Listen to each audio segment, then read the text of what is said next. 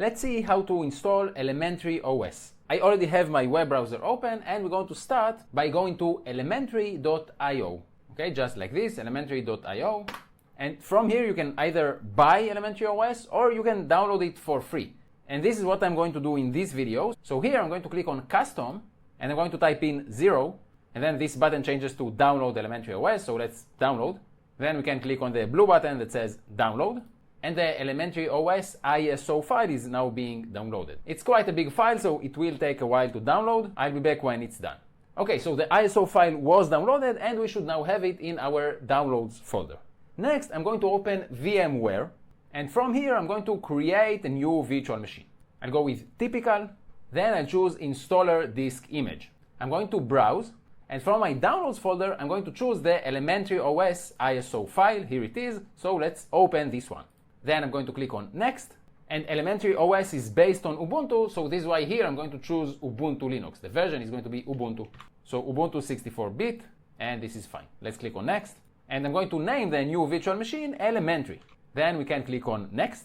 I then need to choose how much disk space I want to allocate to the new virtual machine. I'll go with 30 gigabytes. Then we can click on Next, and here I'm going to customize hardware.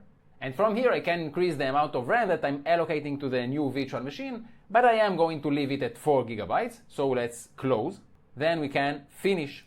And the new virtual machine was created, and now I want to edit some settings. So from here I'm going to choose the Options tab, and I'm going to choose Advanced. And now I'm going to uncheck this box, Enable Side Channel Mitigations, and also I want the firmware type to be UEFI instead of the default legacy BIOS. So let's click on OK.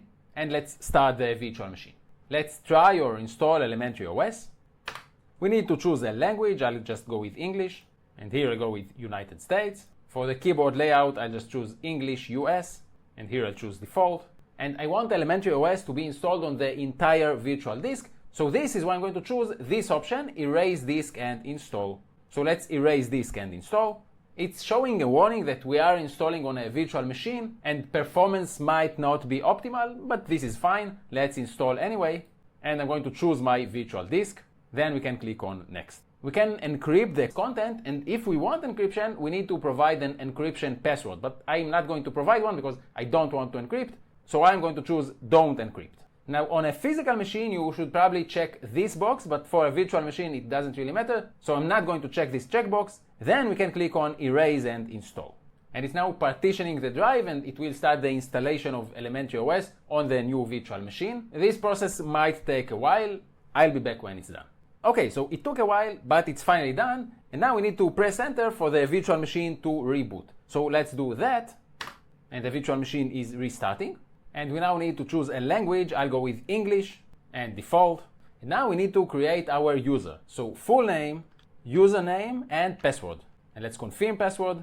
And we also need to provide the host name. I'll just go with Elementary. And let's finish setup. And now we can log in with our new user. And we can now see the Elementary OS desktop along with the welcome screen. Let's skip all and get started. And it's working great, but one thing that might not be that great is that if we're now trying to switch to full screen mode, it doesn't really use the entire screen. So to fix that, what I'm going to do is open the terminal, and let's update our package list. So sudo apt update, and we need to provide the password, of course.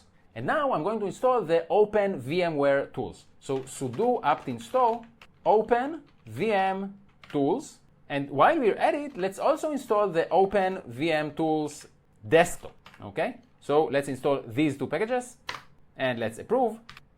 And now our virtual machine is using the entire screen.